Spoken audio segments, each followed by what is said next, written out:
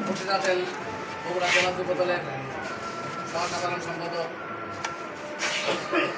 Mahmudul Hasan Prince, উপস্থিত আছেন সারাকান্দি উপজেলা যুব দলের যুগ্ম আহ্বায়ক সিনিয়র যুগ্ম আহ্বায়ক রাজুল ইসলাম খনি, যুগ্ম আহ্বায়ক এমদুল আলম সহ সারাকান্দি উপজেলা যুব দলের যুগ্ম আহ্বায়ক সদস্য এবং 12টি ইউনিয়নের আহ্বায়ক, যুগ্ম আহ্বায়ক এবং যুব দলের নেতৃবৃন্দ সবাইকে বগুড়া জেলা যুব দলের পক্ষ থেকে সংগ্রামী অভিনন্দন এবং সালাম।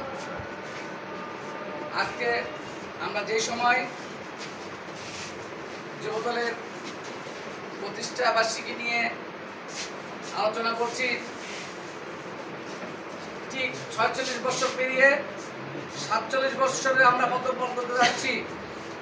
1979 সালে 27 অক্টোবর যখন জিয়াউর রহমান দেশের ক্রান্তি লগ্নে জিয়াউর রহমান দেশের হাল ধরেছিলেন, ঠিক সেই সময় উনি বুঝতে পেরেছিলেন যে যুব সমাজ আজকে ধ্বংসের পথে, এই যুব সমাজকে সুসংগঠিত করতে হবে, এই যুব সমাজকে কাজে লাগাতে হবে।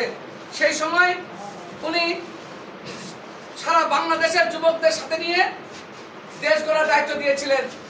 আজকে হাঁটি হাঁটি পা পা করে আজকে যুবদল 47 বছরে আমরা যুবকে পরিণত হয়েছি। প্রত্যেকটি জেলায় যারা বিগত দিনে যুবদল করেছে, প্রত্যেকটি জেলায় আপনারা নজর করে দেখেন, প্রত্যেকটি জেলায় আজকে যুবদল থেকে উঠে এসে বিএনপিতে নেতৃত্ব দিচ্ছে। আমিও আশা করব এই সারাকান্দি উপজেলার মাটিতে বিএনপি থেকে নেতৃত্ব বেরিয়ে এসে, যুবদল থেকে নেতৃত্ব বেরিয়ে এসে বিএনপিতে নেতৃত্ব দেবে ইনশাআল্লাহ। সংগ্রামী নেতৃবৃন্দ, বিগত দিনে আমার একটি কথা, 90 আন্দোলন থেকে আমি ছাত্র রাজনীতির সাথে সম্পৃক্ত। আমি দেখেছি বিএনপির মূল চালিকা শক্তি ছিল ছাত্রদল, কিন্তু বর্তমানে যুবকদের সঙ্গে করে নিয়ে যুবদল যেভাবে সুসংগঠিত হয়েছে, সারা বাংলাদেশে বিএনপির প্রধান চালিকা শক্তি এখন যুবদল। এই সময়